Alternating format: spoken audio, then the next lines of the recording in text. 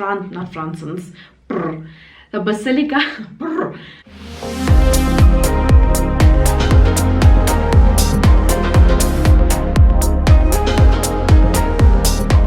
Hey Sela Bellas, and welcome back to my channel. I just want to quickly let you know that the first part of this video is gonna look slightly different from the second part of the video in terms of like the way it's filmed. That's because that when I went to go edit, I saw that the first 15 minutes that I filmed earlier was blur. So here I am again, doing it again. So I asked you guys a few questions. So I asked you guys to send me your questions about Spain, and here are the answers. Please excuse my hair. It is very dry. I need to book an appointment with Des. I just put conditioner in it now and tried my best. It's very dry after Spain. And what else did I want to say that I said in my last video? I can't remember now. Anyway, let's get cracking on this video. What was the highlight of your trip? I can't pick out one thing, but the few things that were highlights was going to Naidoo for supper. That was phenomenal. It's our second Naidoo. We've been to Naidoo in Cape Town and now we went to Naidoo in Barcelona. It was such a good experience.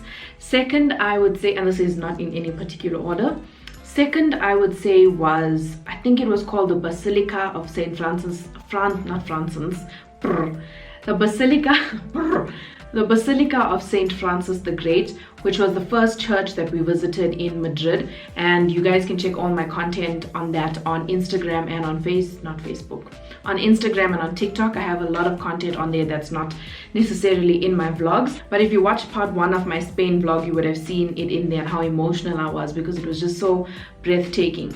And then something that's not our moment, but when we were at La Sagrada Familia, a couple asked us to take a photo of them, and then they pulled out a sonogram, so it was their pregnancy announcement photo, and it was just so special.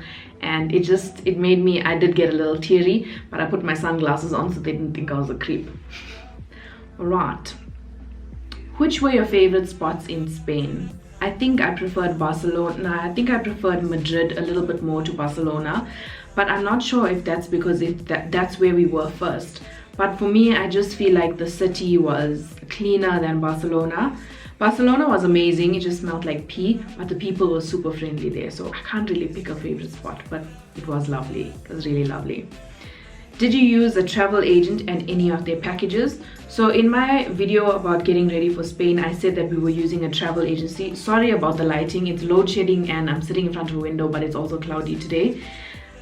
We did use a travel agency, but I don't think I'm going to use them again. I know when you plan a holiday, you're supposed to do all your research, but I feel like travel agents should also advise you and guide you and let you know certain things. The first time we used them, we went to Phuket in Thailand, and they didn't let us know that it was monsoon season. Yes, we could have researched, but they could have also like confirmed that we knew. And then now also for Ibiza, they didn't tell us that things were going to shut down. I know that it's their off-peak, but I didn't expect things to be closed, like full-on restaurants and clubs and businesses to be shut down. I didn't expect that. So I don't think I would use a travel agent again, but yes, we did use a travel agency. I'm not gonna give you their names unless I did in the last video. They're not bad, it's just these two experiences weren't the greatest, but also our Barcelona hotel was really not up to scratch. It was just horrible. How long did you save for this trip? Let me tell you when we started thinking about this holiday.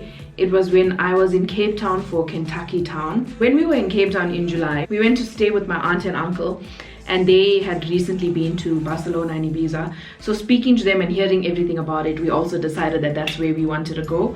And we just said, hey, let's go in November. It's Trevino's birthday. Let's make it something fun. So we literally started planning and we decided from July that this is where we wanted to go. What was the best thing you ate on holiday? Honestly, I'm gonna say the fast food, and the paella in Ibiza was fantastic, but the fast food didn't taste like South African fast food. TMI, when I eat McDonald's, my tummy immediately, why can't I speak? My tummy immediately starts cramping, but the fast food there was like actual quality. It looked real, like nothing looked fake. All the ingredients were fresh, so we really enjoyed Taco Bell, and we really enjoyed Five Guys. Five Guys was something else. And then in terms of local food, I was eating jamon every day.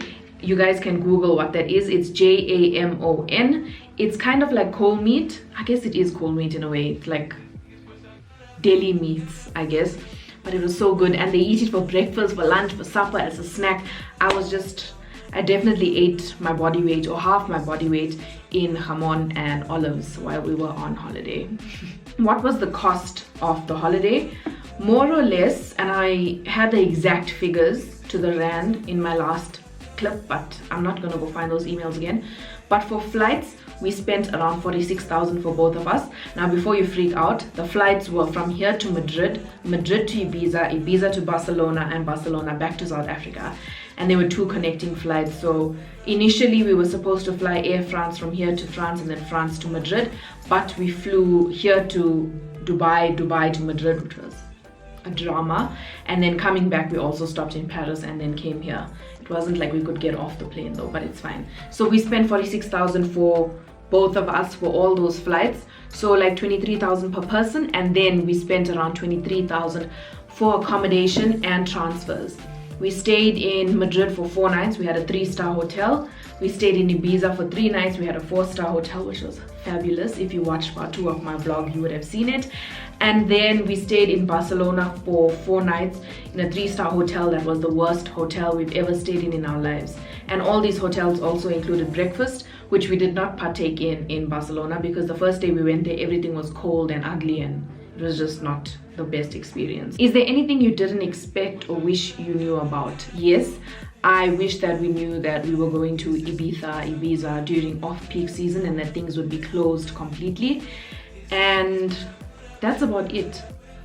Travel tips: pack lightly, because we definitely did overpack a lot, because we bought a lot of clothes also. Another travel tip that we said that we were going to do, we were only going to shop in Barcelona because it was our last stop.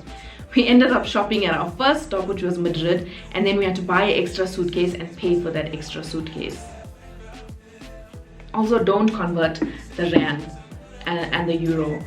Oh, electricity is back. If you have saved up money for spending and you know your budget, try and stick to that budget. But for me personally, converting things to the rand just made me feel really sad, so I was like, I'm not doing that anymore. There were certain things that I did convert just to check if it was really cheaper in South Africa or in Europe, and I didn't buy it, or I bought it. For example, also before we left, I went on Arc Beauty's, I think that's what the full name is, on Arc's website, and I went on Sephora's website, and I compared prices to a few things, and it turned out that Fenty Beauty was cheaper in Spain, but Huda was cheaper here. So I didn't buy any Huda. I bought a lot of Fenty and not a lot of Fenty. I bought like 2 Fenty Skin. Where's my products? I bought 2 Fenty Skin things, 1 Fenty lip gloss, that's the one I'm wearing right now. I bought Rare Beauty, a lot of lipsticks. And then I bought this from Pixie. I miss the days where I used to get Pixie PR. Their skin products are amazing. I know that Woolworths does sell some of their stuff, but it's quite expensive here. And I really like this glow mist. Let me put some on now. I love this glow mist. Woo! Love it so much. That is exclusive content that did not happen the first time I filmed this. Do you feel rested? No. I do feel tired. I feel like we've walked a lot this holiday, minimum 10,000 to 12,000 steps a day, which is not what we do at home because we work from home. And I was telling Trevino that I need a holiday from the holiday where I'm just sitting on the beach and relaxing and swimming and having a good time. And my feet are, I have booked my pedicure. My nail polish, even though I was wearing closed shoes the whole time, my nail polish is off my toes. So I have booked my pedicure because they need some love. My feet need some love. What time did you use to wake up? We are still currently operating on our holiday time. Spain is 1 hour behind South Africa, but we were waking up at like 9 o'clock in the mornings, which is like 10 o'clock here, and sleeping very late. So it's a struggle to get back into routine here. It's been a struggle. Which desserts did you eat and what was your tastiest or favorite? In Madrid, we went to the oldest chocolateria in Spain, I think, or in Madrid, and we had churros and hot chocolate. It was so good. Also, if you've never been to Spain before, please be aware that when they say hot chocolate, they don't mean Nestle hot chocolate. It's actual melted chocolate that you use to dip your pastries in. So we had that. That was really good. When we went to Nobu, they didn't sing, they gave Trevino like a birthday dessert, and it was ice cream mochi, and it was the best dessert that I had on holiday. Surprisingly enough that it wasn't a Spanish dessert, but that's fine. What else did we eat? We didn't really eat much dessert. And then in Ibiza we had something called flao. I don't think that's how it's pronounced, but it's F-L-A-O. You can Google it. It's like cheesecake but with mint in it. It was really tasty. That's the desserts that we had there. What was the best food that you ate other than I think I did answer this, yeah, the takeout and the jamon and the paella from Ibiza was so good, so good, so good, so good. How long did it take you to plan this holiday? Mention some of the hiccups. So I said how long it took us. We started in July. Some of the hiccups were that our first flight got cancelled and moved to Emirates. It was annoying that it was 8 hours to Dubai and then another 8 hours to Madrid, but Emirates food made it better. And also the first flight was very uncomfortable and not pleasant. What other hiccups? The hotel in Barcelona was horrible. Really, really, really horrible. It was not... We've stayed in 3 stars before, and this was really like horrible. The food was bad, the hotel was bad. It was just not a good experience at all. And then please share your itinerary. I can't say that word. I really can't say that word. So I did have things planned and put on a spreadsheet. Obviously, I'm Selina, everything is on a spreadsheet, but we didn't go to every place. We did very minimal touristy things on this holiday. The majority of our holiday was spent eating and shopping. So in Madrid, we went to Retiro Park and Crystal Palace. We went to the Royal Palace, we went to Plaza Mayor, and we went to Cristiano Ronaldo's hotel, which is on a street called Gran Via. We watched the Portugal match there. And Gran Via is like one of the main streets in Madrid where there's a lot of shopping destinations, and that's where the huge Primark was. Then in Barcelona, we didn't do many tourist things. We did a lot more shopping and eating. We barely did tourist things. Like, I have so many things written on here that we didn't do. Anyway, excuse me, Barcelona, we did Sagrada Familia. We didn't do Park Güell. I wanted to go there and do a Cheetah Girls video. We did Arc de Triomphe. We didn't do Camp Nou, Camp No. We didn't do there's a magic fountain at night that has like a lights and water show. We didn't do that. There was a Christmas market that we didn't do that I wanted to do. There's a lot of things that I put down here that we didn't actually do because we're just having a ball. And then the people and the culture. The people are very friendly and very accommodating, the majority of them. Majority of the people do speak English and they do help you translate certain things. There are a few people who have like that Spanish pride, is what I'm gonna call it, where they kind of judge you if you don't speak Spanish or if you don't understand what they're saying. There was a few, so I know a little bit of Spanish, and we were in a grocery store one of the days and the cashier was asking us something and it went over my head because of how fast they speak. And the guy behind us replied and said they're from South Africa. And then she said something along the lines of, why would you come to Spain if you can't speak Spanish? And I picked up a little bit of that and I was just like, whatever. And it's just weird. Also, people didn't know where we were from. They assumed we were from India until we started speaking, and then they were very confused. They didn't know where we were from. And the culture, I would say, the one thing that I can say is they aren't conservative. They are very open. They are very sex positive. In Ibiza, there was a lady with her tits out on the beach. And my camera, yeah, there was a lady with her boobs out on the beach. And in Barcelona, they have many sex shops all over the street. And like in South Africa, you see adult world and then everything is covered in black, so you can't see anything inside. But there they were like full glass buildings. They stand in the doors, they showing you pamphlets, they showing you other it's not conservative.